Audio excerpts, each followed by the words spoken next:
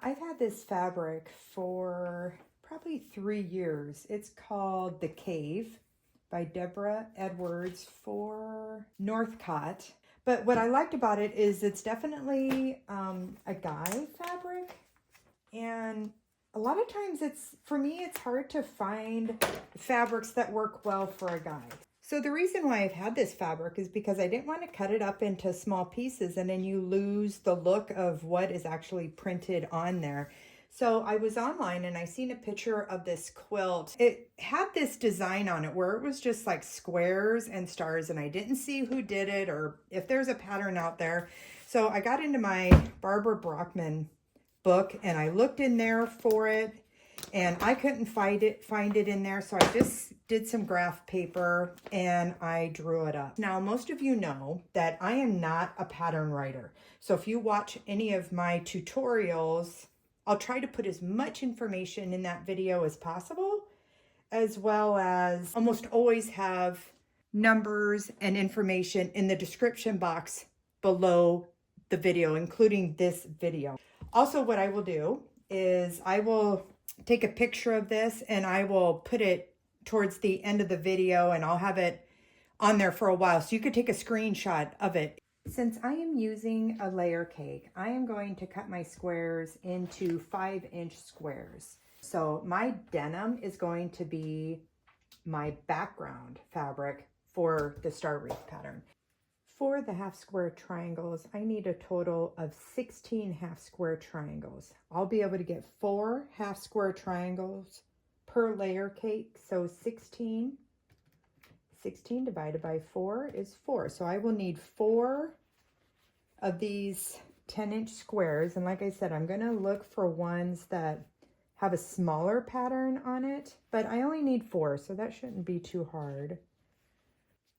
Because remember, these aren't going to be 5-inch squares. They're going to be half of that. So when I'm pulling this out, I'm looking at it as if it's going to look like that. And am I able to see what's on that fabric? Like these are words. I definitely don't want those cut up too small. Let's see. That's a big old bottle of whiskey. I don't want that cut up small.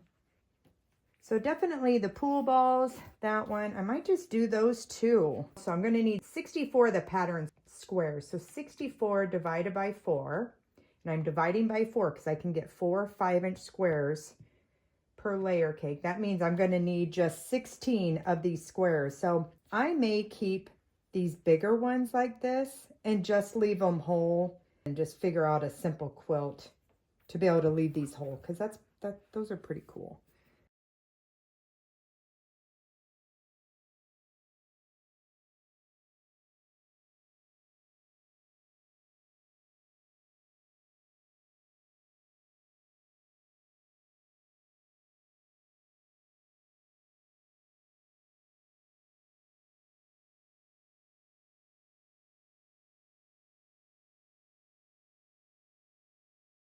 For my half square triangles, I have my 16 pattern pieces, and I also need 16 of my denim. I'm just keeping it scrappy on my denim. I'm not using jeans from all the same pair or same shade or anything like that. I'm just pulling some that are more kind of medium, but I will have some darks in the quilt. I'm not too worried about that. So I'm just trimming these up into 5-inch squares to get 16 squares of denim to pair with my 16 pattern pieces.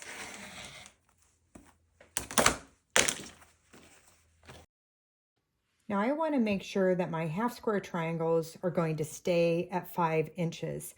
So in order to do that, I'm going to be sewing from one corner down to the other.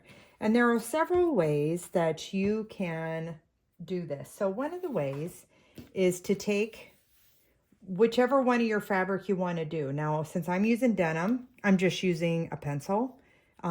You can also use a heat erasable marker, and be sure to check that before you use it to make sure that it does iron out, and that those iron out from the heat erasable marker actually stays. I've had it to where I ironed it And it's like, oh, okay, yes, it went away. But then after it cooled, it came back. So make sure you check that. A pencil always works great.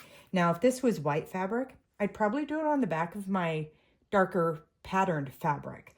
But you just need a small line. Now, when you're drawing a line from corner to corner, you want to scoot your ruler over a little bit to make room for your pencil lead so that it's not going over too far, because you are going to be sewing on this line. So that's one of the ways of marking. An additional way that you can mark that center line is you could take whichever fabric you want and just fold it in half on the diagonal. So fold it in half point to point, and that should give you a line. So I don't want to stretch my fabric, but I'm just trying to make a crease line there for you. And that's kind of hard to see, but when I look at it like that, I can see it. One of my favorite ways for marking and making half square triangles, or anytime you got to sew on the angle like that, is you'll notice I have blue tape right now on my table here. This is the marker for my 1/4 inch foot. So since I am sewing corner to corner, I want to have it lined up with my needle and not the 1/4 inch. So I have a ruler here. And so I am using the 1/4 inch on my ruler, which on this one it's shaded, so that's pretty cool. And I am just lining that up with the 1/4 inch mark on my machine here, and then also with the tape, because I've already measured this one here. So I'm just using some green painter's tape. I usually have a blue and a green, but you could still use blue if that's what you have. The painter's tape does not leave a residue at all. As you can see, I use a lot of it, and I've never, ever, ever had a residue on it. So I am just lining my painter's tape up with the ruler here and marking it. And so once it's like, well, that's pretty good, then I like to go ahead and just do another layer. You don't have to, but I want it to be a little bit longer.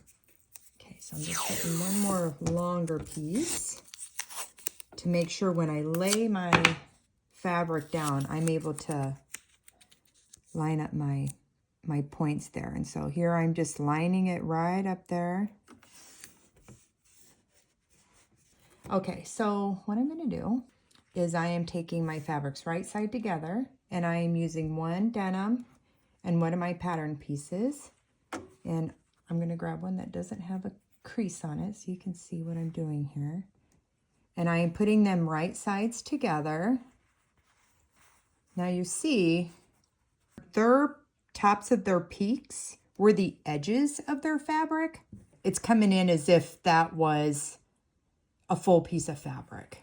So that's why you got to check when you're dealing with your layer cakes. But what I'm doing is I'm taking this point and I'm lining it up with my needle. And then you'll see down here, I am lining this corner up with the edge of that green tape, because I know that's where my needle is. When I first start sewing, I'm not a leader ender kind of person. You could certainly do that. Totally cool. Do whatever works for you.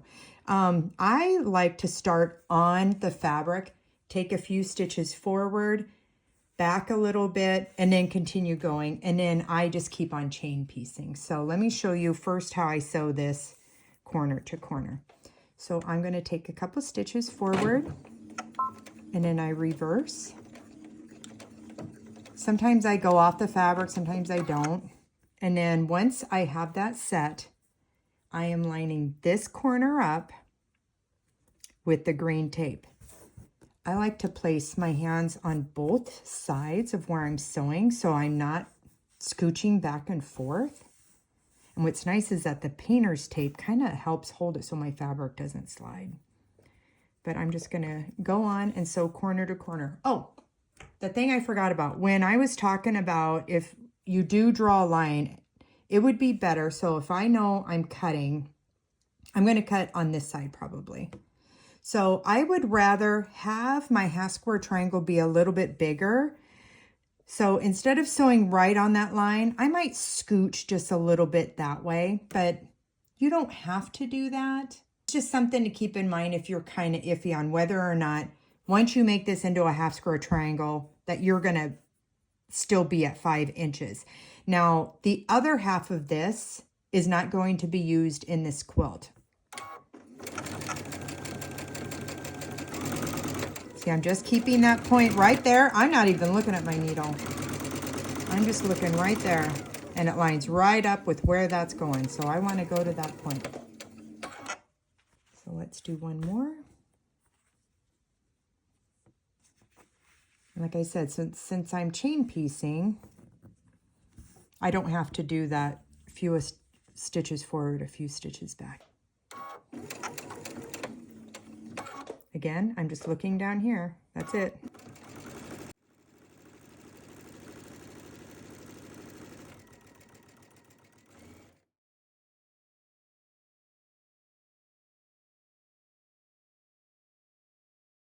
Something I wanted to mention is if you are sewing with denim, you may want to switch to a jeans or a denim needle in your sewing machine. Here we're back with our squares turned into half square triangles. And many times when we're doing projects like this, that we know that, you know, we're going to use just the one side and we aren't going to use the other side. Many times I'll come over this way and I will sew a line over here and then cut off that line. That way it's already a pre-made, you know, half square triangle. But there's a reason why I didn't on this one, and this is why. So you can see that my denim is a little bit bigger than what my 5-inch squares were. So the reason why I didn't is because I want to make sure that out of each one, I'm getting a full 5-inch half square triangle. And so before I do any cutting at all, I am taking my fabric and I'm going to fold this over. And see how it's not like getting all the way over there? So I'm going to take my ruler, and I always use a ruler that has a line going up there for that angle. And let me get to my 5-inch. So I'm looking for 5-inch. So this ruler has whole numbers here and then half numbers on the other side. So I am just lining up my 5-inch here with the line here. I'm going to move the camera. So if you see there on the right, there is a bit of gapping there. And if you look at on the left, the 5-inch isn't really lining up as much as I would like. Now that's going to be hidden in a 1/4-inch seam most likely, but I have an option here. So I'm switching over to the other side to see if this side is better. And so I'm lining it up here. And this one is way better. The other side will get repurposed into something else. So I'm going to go ahead. I know this is the side I want. Lining up a 1/4-inch on that seam, on the stitching line. I know this is the side I wanted. And so I'm cutting this one off. So I don't know when I make another quilt if I'm going to use denim with this fabric again. But for right now, I'm just going to go ahead and take a pin and pin all of these together. So if I do decide to use these, they're already together and I can just do a 1/4 inch.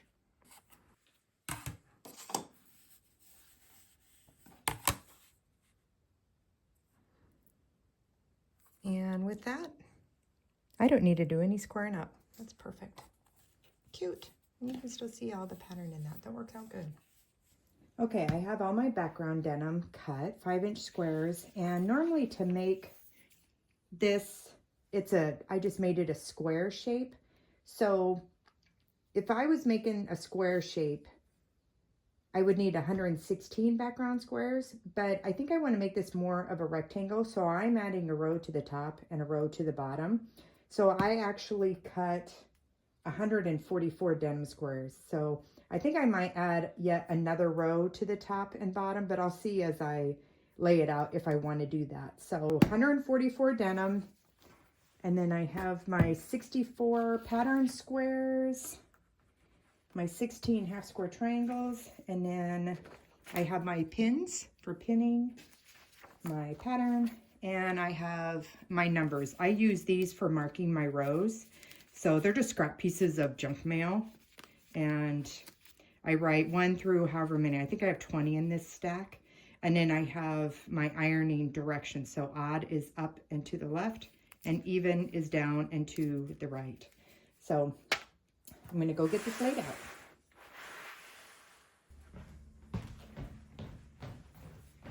Okie dokie.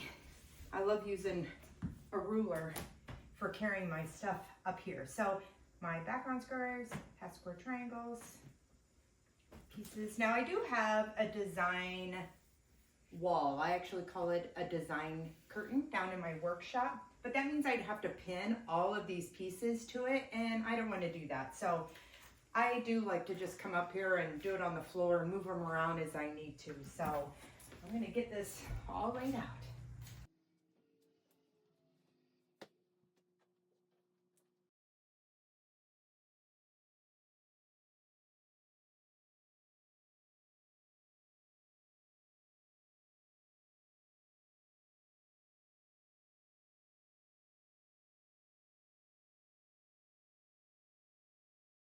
Okay, I have the patterned part of my fabrics laid out, and I do have some of the background denim pieces laid out. Now, what I did is I paused the video and I've taken a picture of it with my phone, and I'm looking at it on that picture to make sure that my points are correct, that my patterned pieces are scattered as I like it.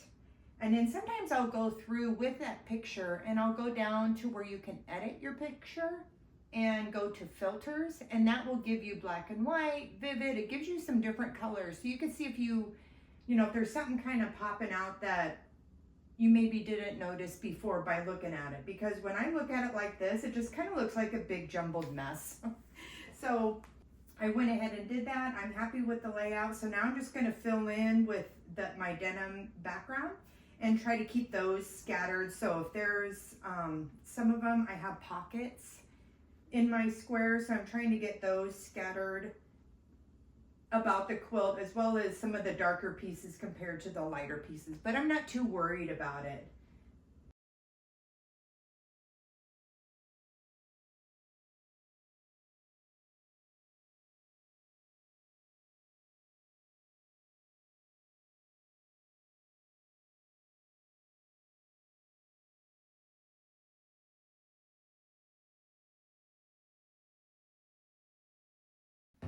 All right, I'm super happy with the layout.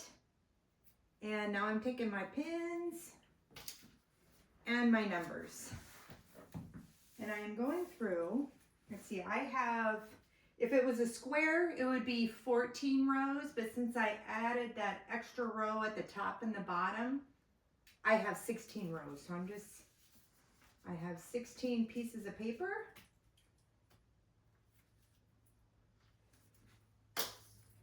And so what I do is I just go along on the right side and I am pinning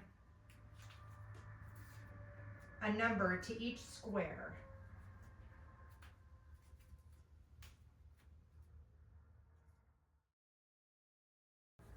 For me, I always do it on the right side, probably because this room allows me to do it on the right side. I think the thing to think about is whichever way you decide to do this, do it the same way every single time.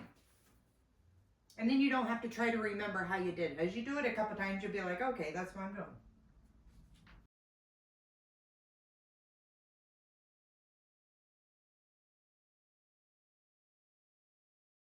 Okay, now that all of my rows are labeled, I just go through and I flip the one side and I pin it. This is going to be a lot of pins, but this is just what works for me. I've tried a couple different ways where I stack them, but then I forget, which one was on top. There's a lot of different ways of doing this. What I find is that you just do what works best for you.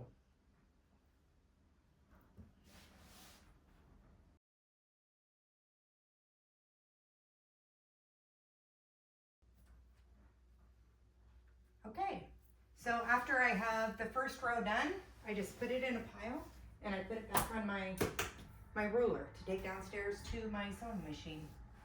And that's it.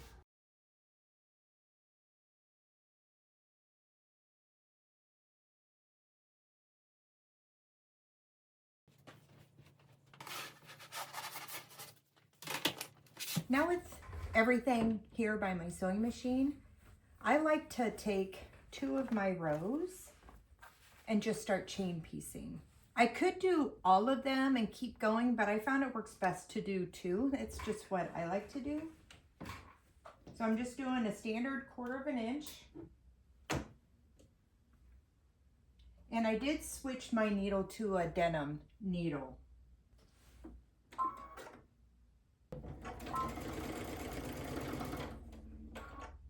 What's nice about my blue tape being here on my machine is that I can line this up right here and know that it is at my 1/4 inch.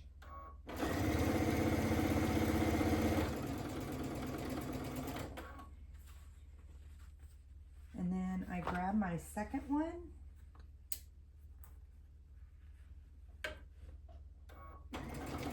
And get this one going.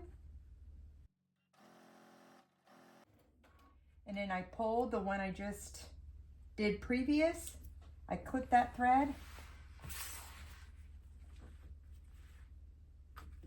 And then I just keep going until one of these are done. Then I'll grab 2 more sets. Now, if something happens and you're doing this and one of your pins fall out, that's where that picture that you took can come in handy, because that's happened to me before where I didn't get a pin in all the way and it came apart and I'm like, okay, where was this at? I could just go back, look at that picture and see where that pin came out. But that's another reason why I like to just do 2 rows at a time. So if that does happen, I'm not having to look through 16 different rows. I only need to look at these 2 rows. And since my numbers are on there, I can tell which one it's going to go to. It just eliminates a lot of that down.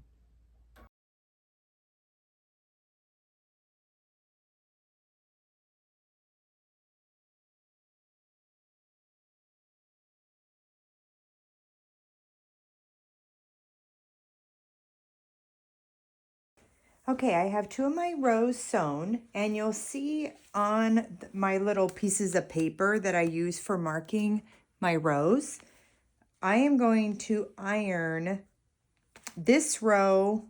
My seams are all going to go that way. And then in row 16 here, I am ironing all my seams that way. That way they'll nest on the back. I like to, since this one's going that way, I'll flip it over. When I iron, I try not to use my iron too much for pushing the fabric over.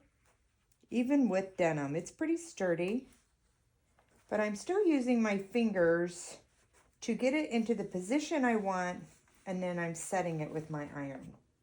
Now denim's pretty forgiving, but I still don't want to stretch out. If I go like this with it, well, it's kind of hard to show it with denim, I guess. But if I try to push it open with my iron, a lot of times I'll get this bowing with the fabric. So I just take my fingers like that. It doesn't take that much longer to do it.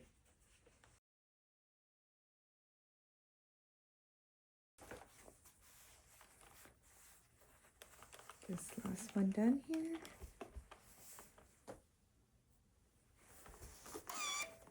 And so this would be row 15, all that way. 16 right there.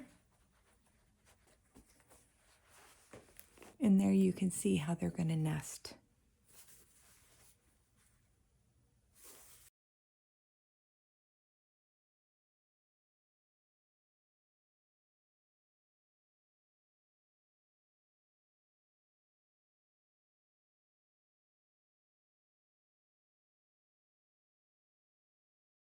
When I am making a denim quilt top, I do like to put a layer of cotton batting in between my quilt top and my backing fabric. This one I am doing a layer of cotton on the back. Sometimes I'll do flannel. I have done minky.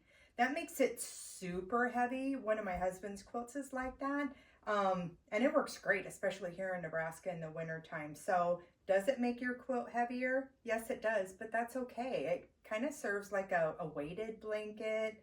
I don't know. It's just a completely different kind of texture and feel on the quilt.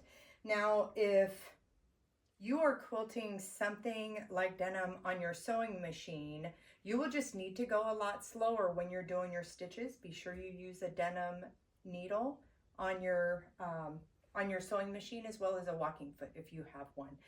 If this is going to your long armor, I would definitely find out what their parameters are for denim quilts, if there are any. Some of them it may not be a big deal. Some may charge more. I don't know. I've never had to deal with that, so I'm not sure on that.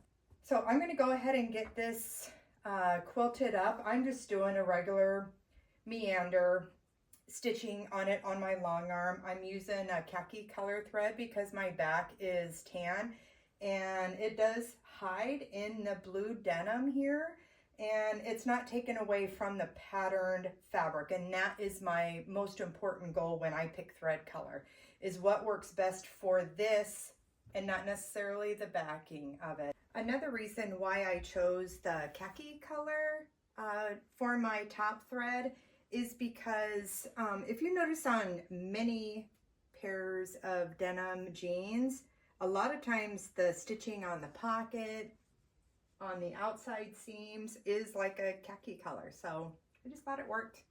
The reason why I choose to do just a stipple meander kind of design on my long arm is because if I circle around where 4 denim pieces are coming together, if I don't go over that, I'll get like a pucker there. So with doing a meander, I can definitely go slower over those points and really make sure I'm getting a lot of stitches on where I want to put them on my quilt.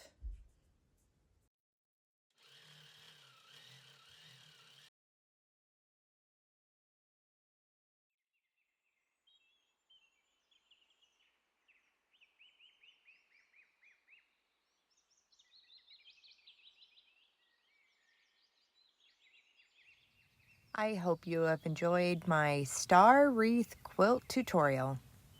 Thanks for watching, everyone. Have a great day.